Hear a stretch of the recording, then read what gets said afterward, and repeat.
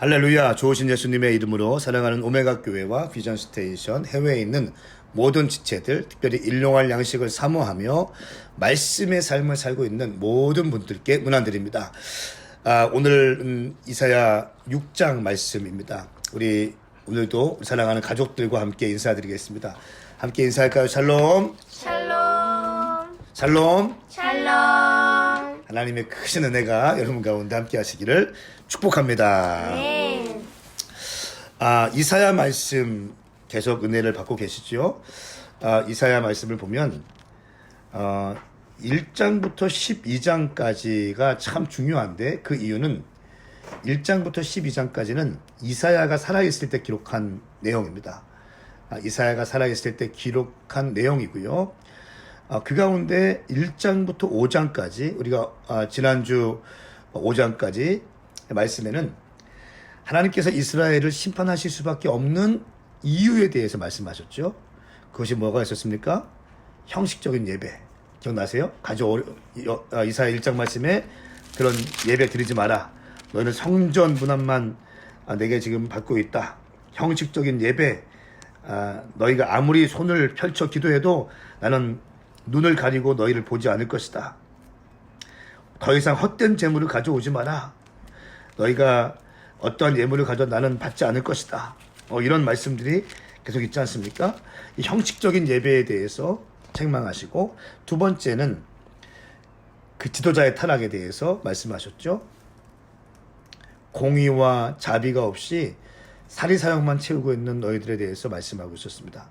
그리고 또 여인들의 타락에 대해서, 여인들이 타락하고 정결하지 못하고 내 마음대로 살고 정욕대로 살고 있는 그 또 온갖 장신구들을 머리부터 발끝까지 달고 다니는 그런 여인들에 대해서 주님이 책망을 하셨습니다. 그러면서 이런저런 이유 때문에 또 미슈파트와 체다카, 하나님의 율법대로 살지 않는, 말씀대로 살지 않는 신앙인에 대해서 주님이 책망하셨습니다. 그리고 나서 오늘 6장 말씀은 이사야가 소명을 받게 되는 장면입니다.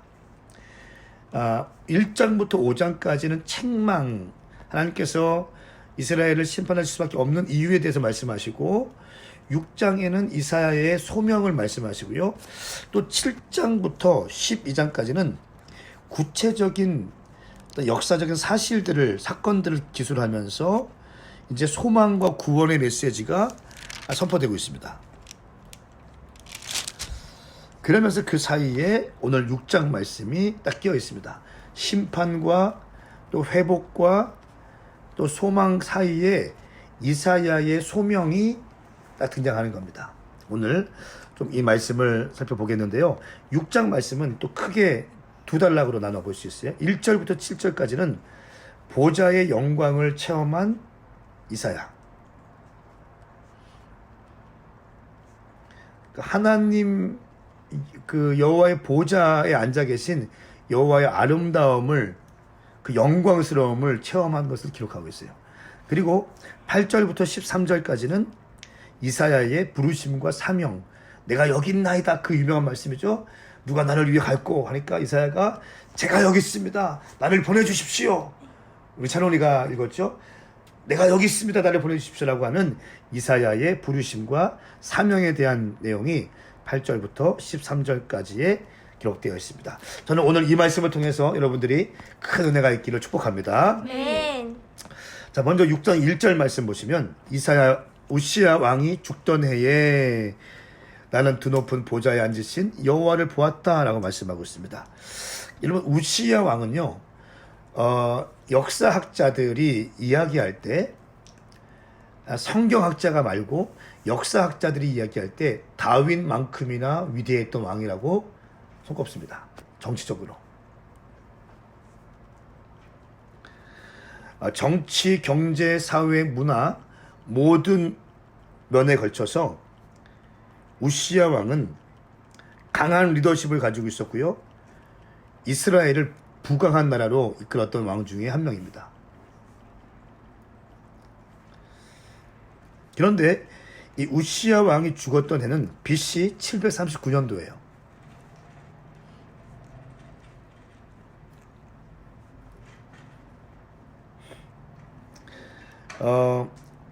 이때가 어떤 때냐면 아수르의 대왕이었던 왕이 북이스라엘을 침공해서 북이스라엘 수도인 사마리아를 파괴시키고 또 남유다까지 침공했던 때입니다. 그때 많은 북이스라엘 사람들이 포로로 끌려갔습니다. 그러니까 아수르의 대왕이 북이스라엘을 침공해서 그 북이스라엘의 수도였던 사마리아까지 파괴시키고 수많은 북이스라엘 사람들을 포로로 끌고 가고 심지어 남유다까지 침공했던 때예요.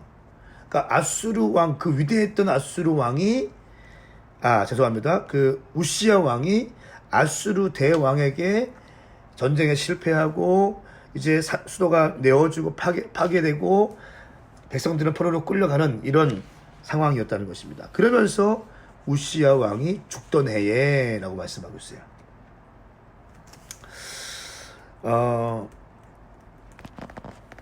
우시야가 죽었다는 것은 유다의 멸망의 시작을 알리는 것이었습니다. 가장 강력했던 리더십을 가진 우시야 왕. 모든 사람들이 강한 리더십 앞에 순종하고 따라갔고, 그리고 나라는 점점 힘을 갖게 되었던 이 강력한 군주 우시야가 죽는 것을 보고 이제 이 이사야가 이 국가가 점점 멸망의 시작을 보게 되고 퇴락하는 것을 보면서 하나님의 종 이사야가 성전에 가서 국가와 민족을 위해서 기도할 때 환상을 보는 겁니다. 이런 배경이 있어요. 그러니까 그 위대했던 왕이 죽임을 당하고 이제 아수르에게 침공을 당하면서 사마리아까지 빼앗기고 그러면서 국가적인 위기가 올 때 이사야 선지자가 성전에 가서 하나님께 기도할 때 본 환상입니다. 근데 여러분 중요한 것이 있는데 이사야는 그 별명이 뭐냐면 왕궁 선지자예요. 왕궁 선지자. 혹은 황실 선지자. 그러니까 아모스는 뽕나무를 재배하던 농부거든요. 그런데 이런 아모스가 이런 농부 출신의 선지자라면 이 이사야는 대선지자로서 왕궁 출신에서 모든 왕들과 관료들과 정치인들과 정치, 경제, 사회, 문화 또 국정 운영을 두루두루 살펴보면서 사역했던 정통성 있는 대선지자입니다. 66장에 이르는 어마어마한 분량의 말씀을 기록할 정도로 이사야는 대선지자였습니다. 그리고 왕궁에서 궁정에서 살았던 사람입니다. 보세요. 이 사람이 그냥 모든 것을 다 알고 있는 거예요. 국가의 흐름과 정치적인 역학 구조와 또 이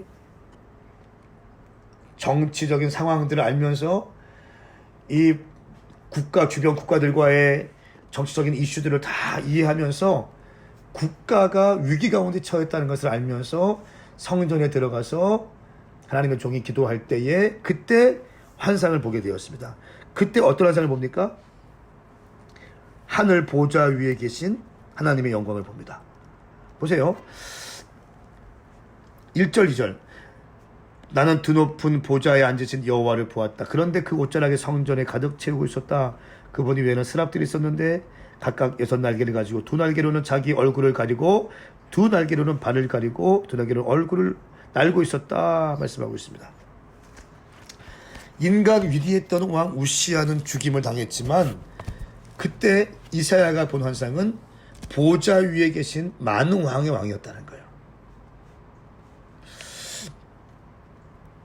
여러분 이건 지금 어떤 것을 의미하냐면요. 국가적 위기를 느끼면서 성전에서 기도할 때 하나님의 환상을 보았다는 것은 굉장히 중요한 것입니다. 우시야보다 위에서 하나님이 일하고 계신 것을 이사야가 이제 알게 되는 거예요. 정치, 군사, 경제를 눈으로 지켜보면서 모든 것을 알면서 사역했던 이사야인데 국가의 쇠퇴를 보면서 기도할 때 본 환상이 보좌 위에 계신 하나님이시라는 거예요. 그리고 이 환상이요. 이사야가 평생을 사역하면서도 흔들리지 않는 이유가 됩니다. 이 환상의 경험을 통해서 보좌 앞에 계신 여호와를 경험하는 그 환상을 통해서 이사야 평생 동안 수많은 위기가 있었고요. 생명의 위협이 있었지만 흔들리지 아니하고 주의 말씀을 정확하게 대언하는 원동력이 됩니다. 저는 여러분 가운데, 우리 가운데 이런 경험을 할 수 있기를 축복합니다. 네. 자, 1절부터 7절까지 말씀을 보면 여호와의 거룩성을 이제 기록하고 있습니다. 보좌의 영광을 체험하는 이사야를 보면서 거기 임재가 있고요. 임재 가운데 있을 때 자기의 더러움을 보게 됩니다. 성전은 연기로 가득 차고 하나님의 임재를 상징하는 거죠. 임재로 가득한 겁니다. 그때 내가 보좌 앞에 있는데 5절 말씀, 내게 재앙이구나. 내가 죽게 되었구나. 내 입술이 더러운 사람인데 입술이 더러운 사람 사이에 내가 살고 있고 내 눈이 왕이신 만군의 여호와를 보았으니 나는 죽게 되었습니다. 그러니까 여러분 보좌 앞에 쓰면요, 내가 죄인이라는 것을 그냥 알게 됩니다. 여호와의 거룩성 앞에 내가 죄인인 것을 본능적으로 알게 되는 거예요. 그렇기 때문에 이렇게 고백합니다. 내가 죽게 되었구나. 그런데 6절 말씀해 보시면 스랍들 가운데 하나가 제단에서 불집게로 집어온 불붙은 숯을 손에 들고 내게 날라와서 그것을 내 입에 대고 말했습니다. 보아라, 이것이 내 입술에 닿았으니 너의 죄는 사라졌고 내 허물은 덮어졌다. 할렐루야. 여러분 숯불은요 엄청 뜨거운 거예요. 그냥 불이 아닙니다. 숯불은 가장 뜨거운 겁니다. 몇백도 되는 이 숯불이 천사가 가지고 와서 어떻게 했습니까? 입술에다가 딱 드는 겁니다. 숯불로 지지면서 모든 죄가 사해졌다라고 선포가 되는 것입니다. 그러면서 이 죄사함의 체험을 경험하게 됩니다. 이거는요 개인적인 체험이지만 사실은 국가적인 예언의 하나입니다. 내가 보좌 앞에 서진 주님 앞에 내가 죄가 드러나게 되었어요. 그런데 그 숯불로 내 입술을 지지면서 내 죄가 사해졌다고 말씀하고 있는데, 이것은 타락한 이스라엘 백성들이 주님 앞에 왔을 때 완전히 정결하게 되고 회개하게 되고 돌이킬 수 있다는 것을 예언적으로 암시하고 있는 것입니다. 자, 그러면서 8절 말씀에 참 유명한 말씀이죠. 함께 읽겠습니다. 시작. 그리고 내 주께서 말씀하시는 음성을 들었다. 그분이 말씀하셨다. 내가 누구를 보낼까? 누가 우리를 위해 갈까? 그래서 내가 말했습니다. 제가 여기 있습니다. 저를 보내주십시오. 죄사함을 받은 다음에, 아멘. 죄사함을 받고요. 숯불로 입술을 지진 다음에 주님께서 누가 나를 위해서 갈 거라고 주님이 말씀하십니다. 그때 이사야가 이렇게 말합니다. 내가 여기 있습니다. 나를 보내주십시오. 이렇게 자원하는 심령으로 이사야가 손들고 Yes Lord, 내가 여기 있습니다. 나를 보내주십시오 라고 하는 선언을 했을 때 9절과 10절과 같은 말씀을 하십니다. 이것이 이사야의 부르심이고 데스티니입니다. 9절 말씀 제가 읽겠습니다. 너는 가서 이 백성들에게 말하여라. 듣기는 들어도 너희는 깨닫지 못할 것이다. 보기는 보아도 너희는 알지 못할 것이다. 이 백성들의 마음을 둔하게 하고 귀를 어둡게 하고 눈을 감기게 하여라. 그들이 눈으로 보고 귀로 듣고 마음으로 깨닫고 돌아와 치료를 받을까 걱정이다. 여러분 이것이 무슨 말입니까? 애매한 말씀 아닙니까? 무슨 말입니까? 이 백성들이 눈과 귀가 닫혀서 깨닫지 못할 것이다. 네가 아무리 사역해도 아무리 말씀을 선포해도 이 사람들은 귀가 막혀있다. 눈이 막혀있다. 그래서 이들은 순종하지 않을 것이다. 여러분 잘 들으세요. 눈이 막히고 귀가 막히고 마음이 굳어지면 어떠한 말씀이 들어가도 안 들어갑니다. 그래서 성경은요 겸손을 말씀하고 있는 거예요.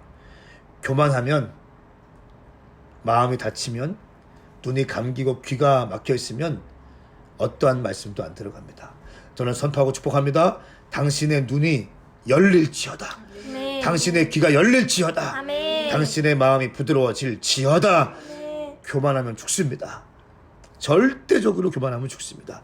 납작 엎드리시기를 축복합니다. 오늘 이스라엘 백성들이 하나님이 이렇게 말씀하시는 거예요. 교만해서 듣기는 듣지만 깨닫지 못할 것이다. 보기는 보지만 알지 못할 것이다. 마음을 둔하게 하고 귀를 어둡게 하고 눈을 감기게 하리라. 오히려 주님이 이렇게 말씀하세요. 10절 말씀에는 그들이 눈으로 보고 귀로 듣고 마음으로 깨달을까 봐 내가 걱정된다. 그들이 치유될까 봐 걱정된다. 어설프게 치유될까 봐 걱정된다. 완전히 바닥을 쳐야 된다. 완전히 바닥을 치고 완전히 내가 어떤 자인지 완전히 망해야 된다. 이렇게 말씀하시는 겁니다. 어설프게 고난받고 조금 맞고 값싼 은혜 구하고 주님 용서해 주세요 하다가 다시 사고치고 이거 말고 완전히 망해야 된다는 거예요. 이렇게 주님께서 말씀을 하고 있습니다. 당시 이스라엘 백성들은요, 부강해서 그 우시야 왕이 나라를 부강하게 이끌었습니다. 그렇기 때문에 부강했기 때문에 쾌락에 빠져 있고 또 즐거움에 빠져 있고 사치에 빠져 있었습니다. 말씀에 순종하지 않았습니다. 말씀을 경히 여겼습니다. 어제 말씀에 그 말씀 있지 않습니까? 하나님의 말씀을 아주 가볍게 여기는 겁니다. 좋은 것은 나쁘다고 하고 나쁜 것은 좋다고 하고 주님이 말씀하시면 자기들 마음대로 보세요. 5장 24절 말씀에 여호와의 가르침을 저버리고 이스라엘이 거룩하신 분의 말씀을 업신여겼다. 말씀을 업신여기는 거예요. 내가 다 아는데 내가 다 알겠는데 무슨 말하는지 알겠는데 하면서 말씀 앞에 두려워 떠는 경외함이 없는 거예요. 이런 이 완악해진 이스라엘 백성들 가운데 부에 빠지고 돈에 빠지고 쾌락에 빠지고 즐거움에 빠지고 자기 사리사욕과 탐욕에 빠져가지고 여러 채 집을 가지고 있고 땅을 사고 투기하면서 예수 믿는다는 사람들이 내 마음대로 살고 있는, 말씀대로 살지 않고 있는 이 사람들에 대해서 주님께서 책망하시면서 말씀하시는 거예요. 말씀이 귀에 들어가지 않는다. 그러므로 어설프게 회개할까봐 내가 걱정된다. 이대로 회개하면 내가 용서해야 되기 때문에 어설프게 치료받을까봐 내가 걱정이다. 10절 말씀 보세요. 6장 10절 말씀. 그들이 눈으로 보고 귀로 듣고 마음으로 깨닫고 돌아와 치료받을까봐 걱정이다. 주님의 의도는 뭡니까? 완전히 산산조각을 내서 완전히 뒤집어 엎어서 새로운 심령으로 일으켜주고 싶으신 것입니다. 자, 이때 이사야의 말씀은요, 이스라엘 백성들의 사회적인 분위기와는 괴리감이 있는 것이었습니다. 안 들리는 거예요. 회개하라, 깨어나라, 회개해라, 깨어나라. 주님 곧 심판하신다. 이대로 살면 안 된다. 망한 징조이다. 동성애는 죄이다. 이 모든 차별금지법 모든 것이 안 된다. 라고 외치는 것이 사실은 뜬구름 잡는 얘기처럼 사람들에게 들리는 것이라는 거예요. 하나님의 마음을 선포해도 이미 그들의 마음의 준비가 안 됐다는 거예요. 괴리감이 있다는 것입니다. 자, 그때 이사야가 이렇게 말합니다. 11절 말씀. 그래서 내가 말했습니다. 언제까지입니까? 내 주여. 그분이 대답했다. 성읍들이 황폐해 아무것도 살지 않을 때까지, 집에는 사람이 없고 땅은 황폐해져 황무지가 될 때까지, 여호와께서 사람을 멀리 쫓아내 그 땅 가운데 버려진 곳이 많아질 때까지다. 무슨 말입니까? 완전히 무너질 때까지다. 완전히 패망할 때까지. 또 말씀하십니다. 13절 말씀에 만약 사람의 10분의 1이 그 땅에 남아 회개할지라도 그들마저 밤나무와 상수리나무처럼 불에 타게 될 것이다. 그냥 주님이 싹 쓸어버리신다고요. 다 쓸어버리신다는 겁니다. 보세요. 그러나 13절 하반절입니다. 그러나 그 나무들이 쓰러질 때에 그루터기는 남아있듯이, 그 나무들 10분의 1도 다 배임을 당하고 다 무너진다 할지라도 그 그루터기, 뿌리와 연결되어 있는 그루터기는 남아있듯이 거룩한 씨가 남아서 그 땅의 그루터기가 될 것이다. 완전한 저주와 멸망을 선포하고 있지만 그루터기를 말씀하고 있고 거룩한 씨를 이야기하고 있습니다. 여러분, 시대적인 눈이 있어야 됩니다. 시대를 읽는 눈이 있어야 됩니다. 시대를 보는 안목이 있어야 합니다. 역사적인 관점이 있어야 됩니다. 이사야 같은 사역자가 나와야 됩니다. 많은 사역자, 자기 배를 채우고 자기 영광을 채우는 사역자가 아니라 이사야와 같이 시대적인 사명을 감당하는 자기의 부르심이 무엇인지를 알고 그 부르심을 완성하는 사역자가 일어나야 되는 것입니다. 또한 남은 자, 그루터기, 여러분 여기서 말하고 있는 거룩한 씨, 누구를 의미할까요? 예수 그리스도를 의미합니다. 예수 그리스도. 거룩한 씨가 남아서 그 땅의 그루터기가 될 것이다. 모든 사람들이 멸망하고 모든 사람들이 무너진다 할지라도 거룩한 씨가 있다. 그것은 예수 그리스도이신데 오늘날 우리로 말한다면 우리가 이 땅에서 예수 그리스도의 정신으로 마지막까지 모두가 다 배임을 당한다 할지라도 예수의 정신, 말씀을 붙들고 남아있는 남은 자가 되고 그리스도기가 되고 거룩한 씨가 되어서 창세기 1장 26, 27, 28절 말씀에 축복하고 생육, 번성, 다스리고 정복하라 말씀하신 우리 축복의 통로가 되어서 열방을 치유하고 회복하는 우리가 되시기를 축복합니다. 네. 할렐루야. 네. 예수님이 그루터기이고 예수님이 남은 자이고 예수님이 거룩한 씨이지만 예수의 정신으로 보혈의 피로 구원받은 우리가 깨어있어서 세상에 휩쓸리지 않고 깨어있어서 우리가 그루터기가 되어서 거룩한 씨가 되어서 예수의 정신, 작은 예수가 되어서 이 21세기 포스모던 시대 가운데 더럽혀지고 있고 또 죽어가는 한국 땅 가운데, 대전 땅 가운데, 또 이 한국 교회 가운데, 열방 가운데 거룩한 그루터기로, 거룩한 씨앗으로 남아있기를 예수님의 이름으로 축복합니다. 네. 오늘 말씀은 이 말씀입니다. 엄청나게 위대한 말씀이에요. 이 말씀, 이 부르심이 이사야의 부르심이라는 것입니다. 남들이 듣지 않아도 외치는 겁니다. 오해받고 멸시받고 그래도 외치는 것입니다. 사랑하는 여러분, 여러분처럼 마지막 때에 외치는, 광야에 외치는 소리가 되고 싶습니다.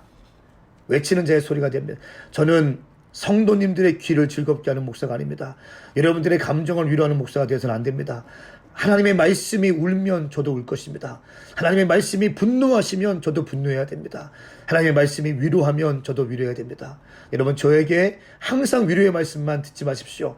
말씀이 이끄는 대로 저는 순종하고 싶습니다. 말씀이 분노하고 말씀이 화를 내면 저는 분노하고 화낼 것입니다. 이것이 말씀을 맡은 자의 성언 운반 일념의 정신이고요. 말씀의 메신저들이 가져야 할 태도이기 때문에 그렇습니다.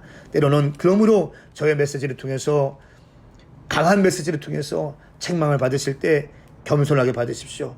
또한 위로의 말씀이 선포될 때 하나님의 위로를 받으십시오. 그리고 격려의 말씀, 용기의 말씀을 선포되어질 때 하나님의 위로의 말씀이 여러분 가운데 임하기를 축복합니다. 네. 시대와 흐름을 같이 하지 않는다 할지라도 저는 말씀과 흐름을 같이 하기 위해서 부단히 노력할 것입니다. 우리 오메가 교회, 비전 스테이션, 또 이 말씀을 사모하는 모든 자들은 말씀 중심으로 모든 것이 변화되기를 예수님의 이름으로 선포합니다. 아멘. 함께 기도하겠습니다.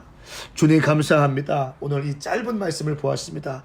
이 말씀이 우리 심령 가운데 새겨지게 하셔서 그 어수선한 이 이스라엘 땅 가운데 이사야가 선포되어진 말씀, 하나님께서 이 땅을 다 쓸어버리고 싶다, 다 10분의 1도 다 쓸어버리고 싶다, 그러나 남은 자들 거룩한 씨 그루터기를 남겨둘 것이다 말씀하셨사오니 우리가 그 부르심의 자리에서 하나님의 말씀을 운반할 수 있는 거룩한 통로들이 되게 하여 주시옵소서. 아멘.